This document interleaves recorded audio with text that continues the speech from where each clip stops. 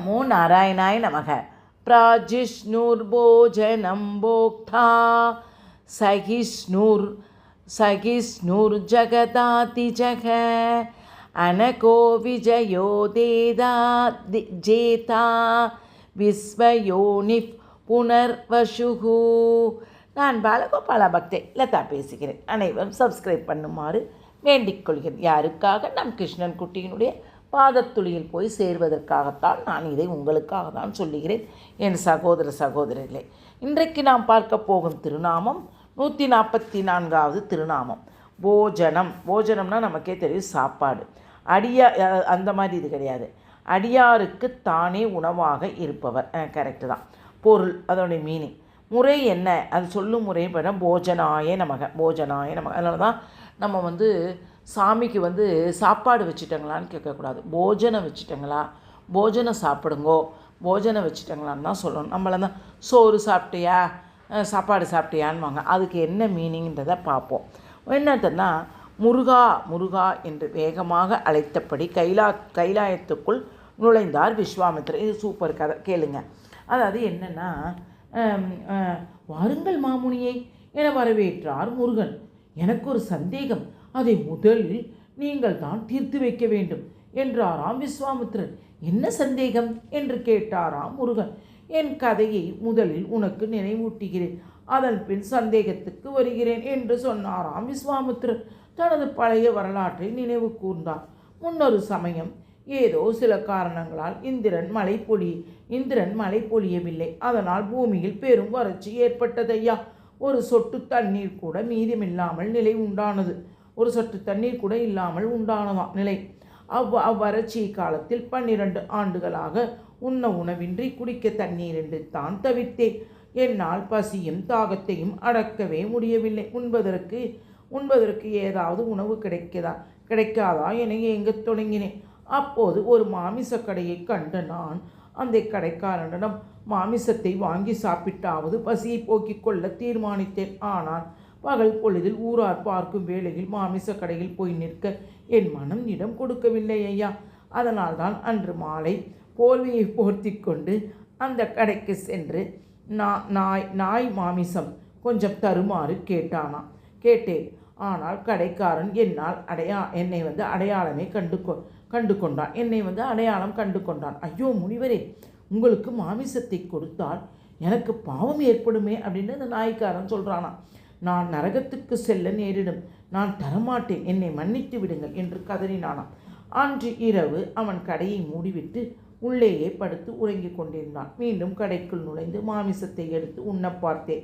ஆனால் கடைக்காரன் விழித்து கொண்டான். என்னை கண்டவுடன், ஏ இந்திரனே, உனக்கு கருணையே இல்லையா?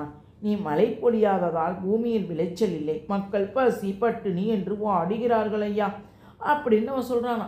இப்படி சொல்லிக்கிட்டே இருக்கும்போது மகாமுனிவரான விஸ்வாமித்திரன் நாய் மாமிசத்தை உண்ணும் நிலைக்கு வந்துவிட்டார். உடனடியாக மழை கொடு என்று இந்திரனை நோக்கி உறக்கச் சொன்னானாம். அடுத்த நொடியே மழை பொழிய தொடங்கிவிட்டது. அப்போ என்ன செஞ்சாங்க, ஊரில் உள்ள ஆறுகள், குளங்கள், குட்டைகள், ஏரிகள் அனைத்தும் நிரம்பி வழிஞ்சிச்சான். அருகில் இருந்த நதிக்கு சென்று நீரை பருகி என் தாகத்தை போக்கிக் கொண்டேன். உடனே அப்போ இந்த வரலாற்றை முருகனிடம் சொன்ன விஸ்வாமித்திரன், முருகா, நான் தமிழகத்துக்கு சென்றிருந்தேன். திருநெல்வேலிக்கு அருகில் உள்ள ஆழ்வார் திருநகரில் நம்மாழ்வார் என்றொரு யோகி வாழ்ந்ததாகவும் அவர் என்ன செஞ்சார்னா, ஒரு சொட்டு தண்ணீர் கூட அருந்தாமல், ஒரு வாய் உணவு கூட உண்ணாமல் 32 ஆண்டுகள் புளிய மரத்து பொந்தில் யோகத்தில் அமர்ந்ததாகவும் மக்கள் கூறுகிறார்.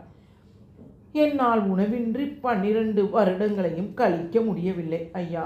நானால் முருகா, உனக்கு மிகவும் விருப்பமான பூமியாக தமிழகத்தில் நம்மாழ்வார் என்பவர் 32 ஆண்டுகள் உணவு தண்ணீரின்றி வாழ்ந்தாரே, அது எப்படி என்று கேட்டாராம். என்னால் 12 வருஷம் கூட இருக்க முடியல, ஆனால் நம்மாழ்வார் 32 ஆண்டுகள் எப்படி இருந்தார் அப்படின்னு கேட்கும்போது, உண்ணும் சோறு பருகு நீர் தின்னும் வெற்றிலையும் எல்லாம் கண்ணன் எம்பெருமான் என்று நம்மாழ்வார் பாடியபடி தன்னபிரானையே தனக்கு உண்ணும் உணவாகவும் தாகம் தீர்க்கு தண்ணீராகவும் மெல்லும் வெற்றிலையாகவும் கொண்டிருந்தபடியால் அவருக்கு வேறு உணவோ தண்ணீரோ வெற்றிலையோ தேவைப்படவில்லை. திருமால் தனது பக்தர்களுக்கு தானே தாராக போஷக போக்கியங்களாக இருப்பதால் அந்த பக்தர்களுக்கு தனியாக சோறு தண்ணீர் வெற்றிலை என எதுவும் தேவைப்படுவதில்லை என்று விடையளித்தாராம் முருகபெருமான். விஸ்வாமித்திரர் என்ன சொல்கிறாரே, நான் 12 வருஷம் என்னால் இருக்க முடியல, ஆனால் 32 வருஷம். இப்போ நம்மளே யோசிச்சு பாருங்களேன். இப்போ சாதாரண நல்ல விரதம் அப்படின்னா இருக்க மாட்டோம், இதை சாப்பிட்லாமா அதை சாப்பிட்லாமான்னு இருப்போம். இப்போ அதே நமக்கு ஒரு பெரிய கார்த்திகையோ இல்லை ஒரு சனி பிரதோஷமோ இல்லை ஏகாதசியோ வர அன்னைக்கு நமக்கு அதை சாப்பிட தோணாது. ஏன்னா அந்த பகவானையும் நம்ம மனசில் நினச்சிட்டு இருக்கிறதுனால நமக்கு அது தேவை. அது நமக்கு அந்த உணர்ச்சியை தூண்டாது. அதனால தான் நம்ம உணர்ச்சிகளை ஏன் கட்டுப்படுத்துறதுக்கு இறைவனை முன்னிறுத்துனாங்கன்னா இதெல்லாம் தான். இவ்வாறு இப்படி சொன்னாராம்.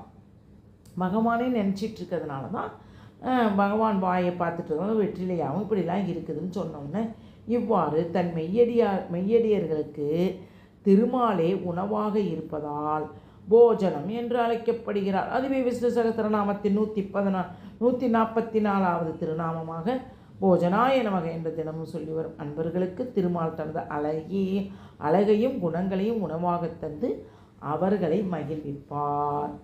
இதான் கதை. இது பார்த்துக்கங்க, யோசிச்சுக்கோங்க, நல்லா தான் இருக்கும்.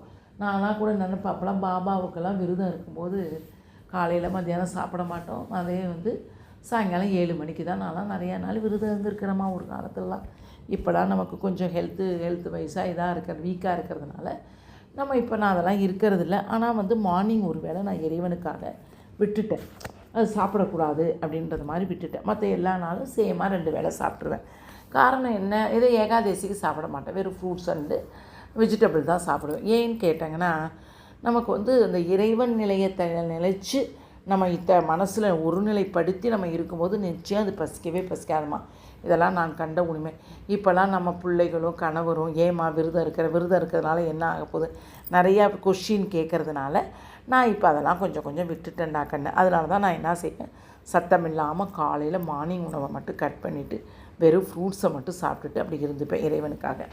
இந்த மாதிரி நம்ம சின்ன சாக்ரிஃபைஸ் இறைவனை முன்னிறுத்தி செய்ததுனால தான் நம்ம உடம்புகளும் உணர்ச்சிகளும் நம்ம எண்ணங்களும் கெட்ட எண்ணங்கள் நல்ல எண்ணங்களாக நம்ம உணர்ச்சிகள் எல்லாம் சீர்படுத்தும்.